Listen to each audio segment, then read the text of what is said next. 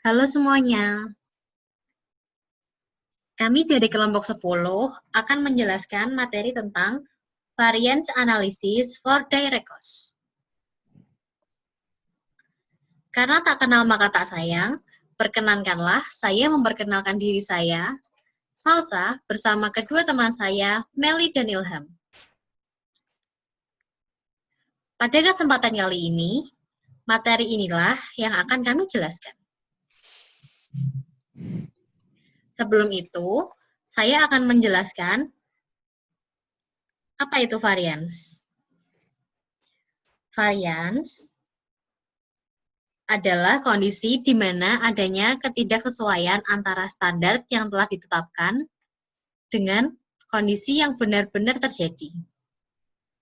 Untuk mengetahui penyebab terjadinya variance, maka kita perlu menganalisis berbagai macam faktor yang mungkin terjadi. Nah, di sini kita juga belajar tentang istilah favorable dan unfavorable. Unfavorable akan terjadi apabila biaya yang sesungguhnya melebihi biaya standarnya. Di sini nilainya tidak menguntungkan, sebab biaya yang terjadi lebih besar daripada harapannya. Sedangkan favorable akan terjadi apabila biaya yang terjadi sesungguhnya kurang dari biaya standarnya.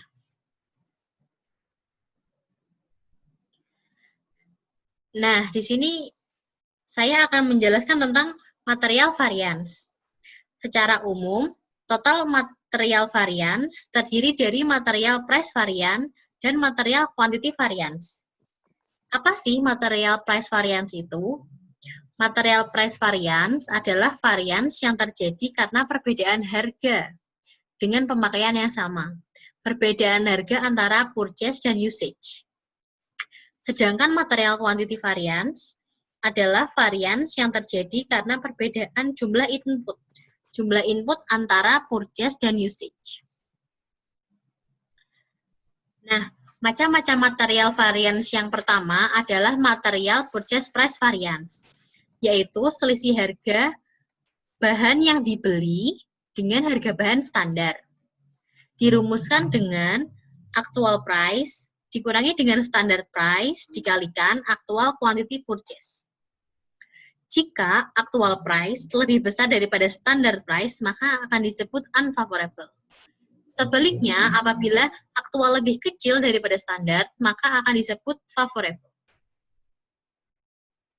Macam material variance yang kedua adalah material usage price variance, yaitu selisih antara harga bahan yang digunakan dalam produksi dengan harga bahan standar. Dirumuskan dengan actual price dikurangi dengan standard price dikalikan dengan actual quantity usage. Jika actual price lebih besar daripada standard price, maka disebut unfavorable. Sebaliknya, apabila aktual lebih kecil daripada standar, maka disebut favorable.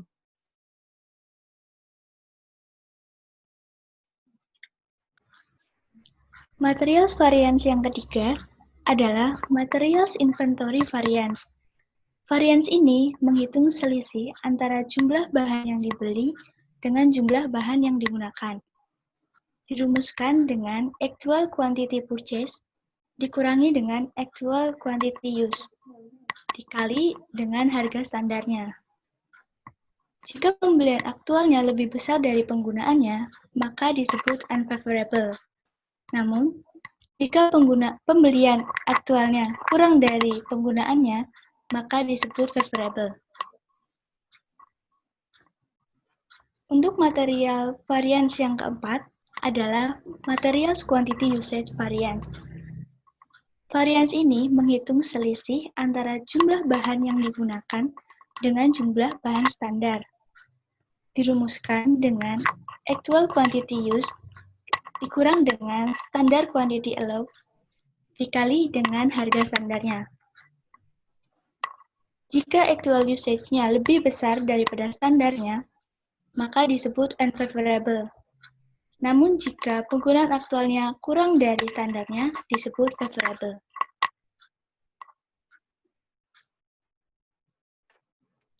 Labor variance. labor variance terjadi karena perusahaan menggunakan tenaga kerja. Karena penggunaan tenaga kerja ini akan terjadi selisih antara tenaga kerja aktual dengan yang direncanakan. Nah, labor variance ini terbagi menjadi dua, yaitu labor rate variance dan efficiency variance. Labor rate variance ini terjadi karena ada kemungkinan tarif upah yang dibayarkan kepada tenaga kerja lebih tinggi daripada yang direncanakan. Dan kemungkinan terjadi salah pengolahan tenaga kerja. Untuk labor efficiency variance, itu terkait dengan efisiensi tenaga kerja. Misalkan, suatu pekerjaan bisa diselesaikan dalam waktu 2 jam. Namun, karena si pekerja ini kurang kompeten atau kurang termotivasi, pekerjaan itu bisa selesai lebih dari 2 jam. Nah, itu akan menyebabkan inefisiensi. Lanjut. Oke, kita lanjut ke labor rate variance. Labor rate variance ini terkait dengan tarif tenaga kerja. Jadi kita membandingkan antara actual labor rate dan standard labor rate. Untuk menghitung labor rate variance, rumusnya adalah actual rate dikurangi standard rate dikalikan dengan actual hours work. Jika tarif aktualnya lebih besar daripada standarnya, maka ini adalah hal yang unfavorable bagi perusahaan. Sebaliknya, jika actual lebih kecil daripada standar, maka ini adalah hal yang menguntungkan atau favorable untuk perusahaan. Lanjut ke labor efficiency variance. Labor efficiency variance ini terkait dengan jumlah jamnya. Jadi labor efficiency variance itu adalah membandingkan antara actual labor hours dan standard labor hours. Untuk menghitung efficiency variance, rumusnya adalah actual hours worked dikurangi standard hours worked dikalikan dengan standard rate. Jika jumlah jam aktual lebih besar daripada jumlah jam standar, maka ini adalah hal yang merugikan bagi perusahaan atau unfavorable. Dan sebaliknya, jika actual lebih kecil daripada standarnya, maka ini adalah hal yang favorable. Selanjutnya adalah pembahasan soal. Soal yang diambil adalah E185 dari buku Carter dengan materi Materials and Labor Variance Analysis. Data yang disajikan oleh soal adalah actual purchase, actual usage, dan standard usage dari material, dan juga disediakan actual hours dan standarnya untuk direct labor. Kita diminta oleh soal untuk menghitung yang pertama, materials purchase price variance, price usage variance, and quantity variance. Yang kedua, kita diminta untuk menghitung labor rate and efficiency variance.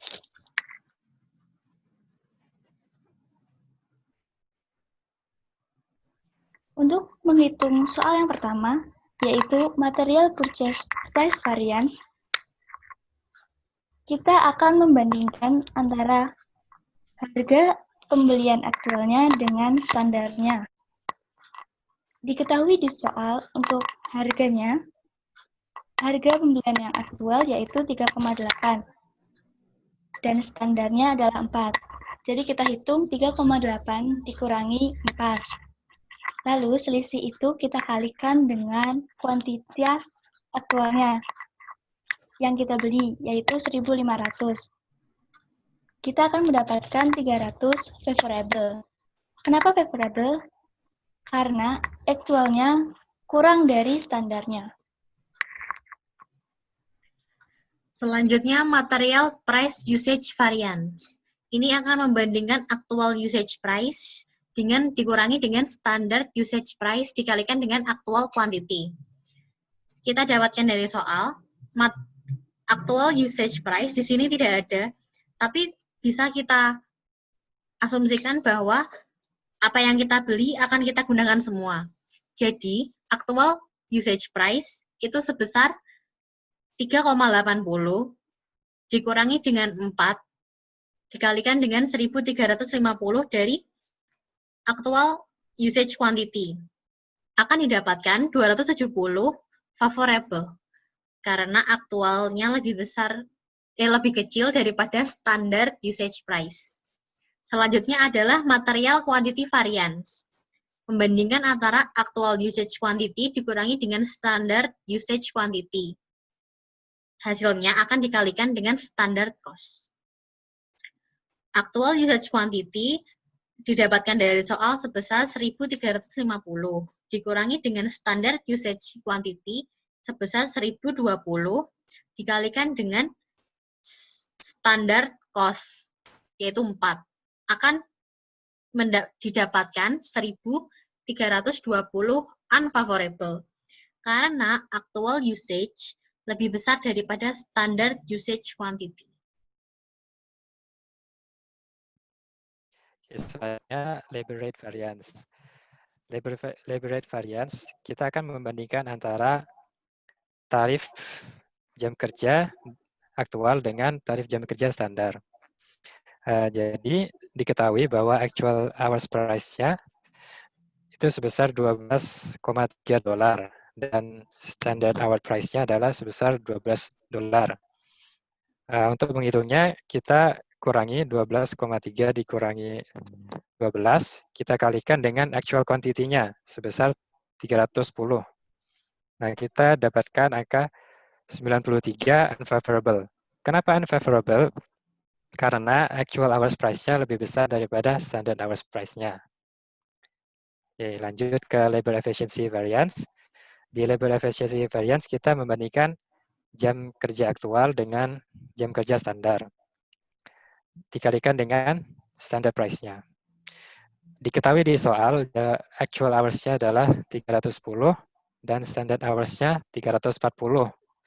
Nah, kita kurangi 310 dengan 340, lalu kita kalikan dengan standard price-nya, yaitu 12. Di situ kita dapat 340 favorable. Kenapa favorable? Karena actual hours-nya itu lebih kecil daripada standard hours-nya. Oke, sekian video dari kami. Terima kasih atas perhatiannya. Apabila ada kekurangan, kami mohon maaf. Bye-bye. Bye. Bye!